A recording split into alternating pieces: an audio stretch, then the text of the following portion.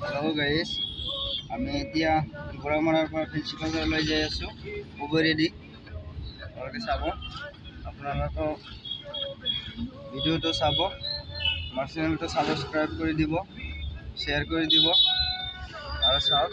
মই উবেৰেদি যাই আছোঁ ফেঞ্চি বজাৰলৈকে। ফেঞ্চি বজাৰৰ পৰা জালুকবাৰী যাম আৰু চাওক, এইটো গোৰামাৰা হয়, গোৰামাৰা মাৰ্কেট।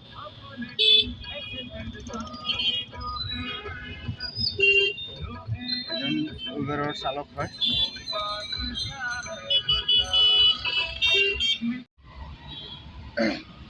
গুৱাহাটী মহানগৰৰ চোৱাৰ এপা আছিল, চাই গ'লো আহ। ইয়াত চাওক, আমাৰ ৰাষ্ট্ৰপতি আহিছিল কেইদিনমান আগত। আহিব না?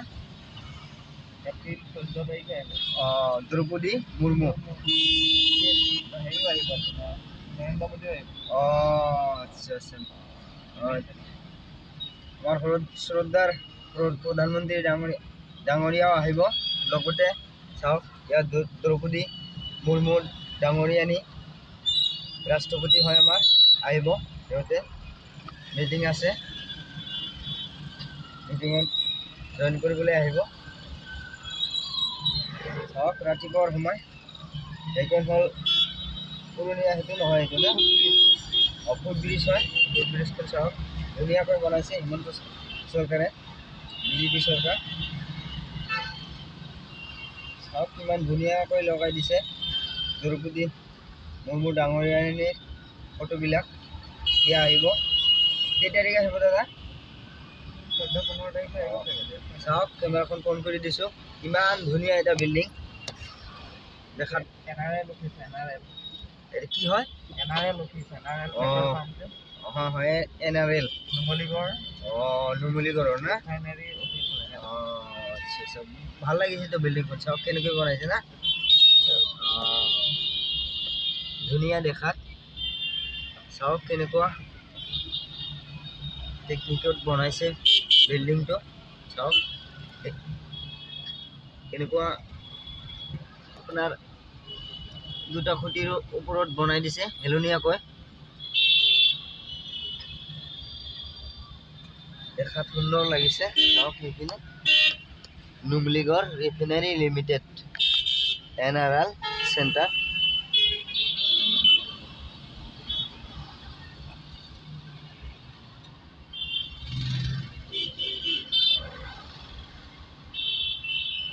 G20 মিটিংখন হৈ গ'ল না? হৈ আছে। কেতিয়াবা কাণ্ট্ৰিৰ প্ৰতিনিধিবিলাক আহিছিল, বহুত কেইটা না? বহুত আহিছিল।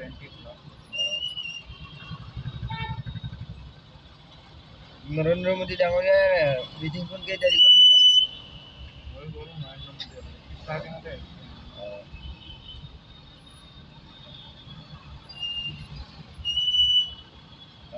ডাঙৰ ডাঙৰ হোৰ্ডিং আৰি দিছে। ৰাষ্ট্ৰপতি আহিব আৰু নৰেন্দ্ৰ মোদী ডাঙৰীয়া আহিব, আমাৰ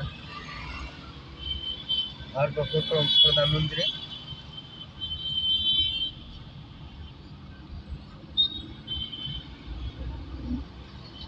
আমাৰ ভাৰতবৰ্ষখন নৰেন্দ্ৰ মোদী ডাঙৰীয়াৰ নেতৃত্বত বিশ্বগুৰুৰ আসনত গৈ আছে। তাৰ নেতৃত্ব ভাল হয়, বিজেপি চৰকাৰ আৰু 10 বছৰমান থাকিব লাগে। চাওক, দ্ৰৌপদী মুৰ্মু ডাঙৰীয়ানীৰ ফটো। চাওক, ইমান নান্দনিক দৃশ্য হয়, কেনেকুৱা মহানগৰখন কেনেকৈ সজাইছে। চাওক, কেনেকুৱা মাজেদি ফুলৰ গছবিলাক লগাই দিছে ৰাস্তাৰ মাজে মাজে।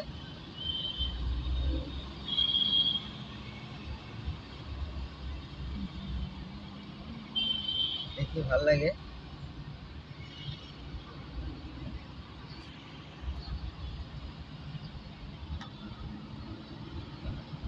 আৰু কেইমিনিটমান লাগিব ইয়াৰ পৰা যাৱাত?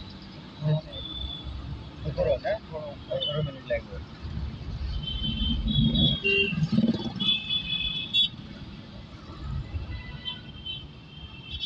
মাজে মাজে ফুট ব্ৰিজ বনাই দিছে মানুহৰ সুবিধাৰ কাৰণে।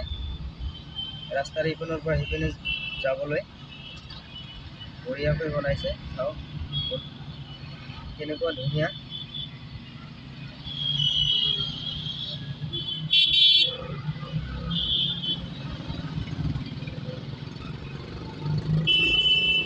আমাৰ গুৱাহাটী চহৰখন দিল্লী মুম্বাইতকৈ পিছ পৰি হোৱা নাই, বহুতে আগবাঢ়ি গৈছে আৰু আগবাঢ়ি যাব আমাৰ হিমন্ত ছাৰৰ নেতৃত্বত।